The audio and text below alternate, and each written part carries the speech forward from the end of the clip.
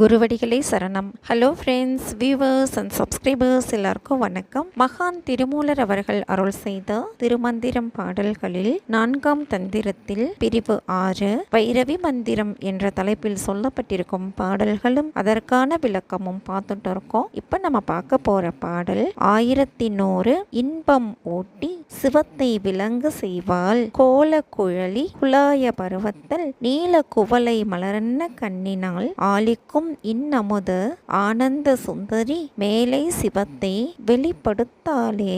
அழகான முடிமேல் விளங்குபவள், விளங்கும் புருவத்தை உடையவள், கருங்குவளை கண் போன்ற கண்களை உடையவள், கண்களில் மகிழ்ச்சி கண்ணீர் ததும்பும்படி ஒளியை உடையவளாய் விளங்கும் ஆனந்த சுந்தரி இவ்வாறு அமைந்த மேன்மையான சிவத்தை விளங்குமாறு செய்தாள். சிவம் அப்படின்னா மனம் அற்ற இடத்தில் விளங்குவது, மனம் அற்ற சூழ்நிலையை இன்பமாக அமைத்து தருபவள் பராபரை சக்தியானவள் சிவத்தை இங்கனம் வெளிப்படுத்துகிறாள். இதுதாங்க இந்த பாட்டோட பொருள். பாடல் 1101 சக்தி ஆட்கொள்ளும் முறை.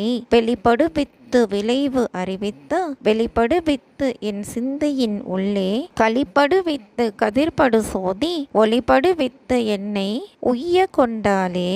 சிவத்தை வெளிப்பட செய்து அதனால் உண்டாகும் பயனையும் உணர்த்தி தெளிவை அளித்து என் மனத்தில் மகிழ்ச்சியை ஏற்படுத்தி கதிர்களுடன் விளங்குகின்ற பேரொளி பெருமானை ஒளிமிக செய்து எளியேனை ஆட்கொண்டாள். பாடல் 1102 சகல உயிர்களை தாங்குவாள் கொண்டனல் கோலம் கோடி அநேகங்கள் கண்டனன் என்னென் கலையின் கண் மாலைகள் விண்டனல் மேலை விரிகதிர் மூன்றையும் தண்டலை மேல் நின்ற தையல் நல்லாலே.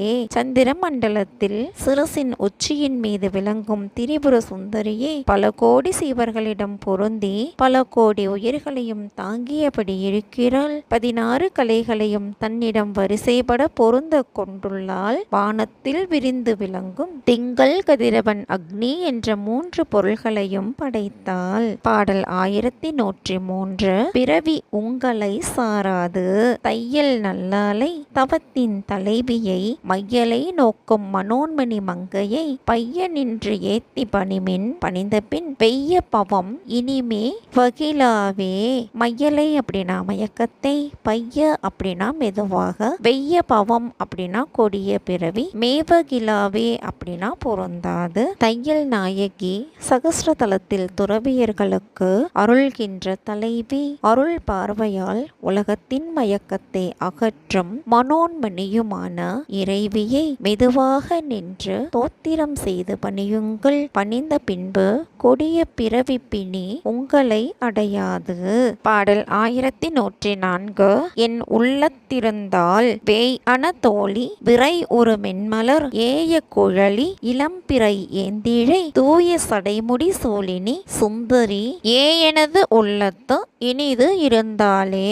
வேயன அப்படின்னா மூங்கிலை போன்ற, குழலி அப்படின்னா நாடியில் விளங்குபவள், ஏயன அப்படின்னா பொருந்திய சக்தி மூங்கிலை போன்ற தோள்களை உடையவள், தோளுக்கு மேலே விளங்கும் சந்திர மண்டலத்தில் விளங்குபவள், பொருந்திய குழலை போன்ற சித்திரணி நாடியில் விளங்குபவள், இளம்பிறை என்ற காமக்கலையை தாங்கி திகழ்பவள், தூய கதிர்களை சடைமுடி போல் தந்த சூழினி என் உள்ளத்தை இடமாக கொண்டு விற்றிருப்பாள்.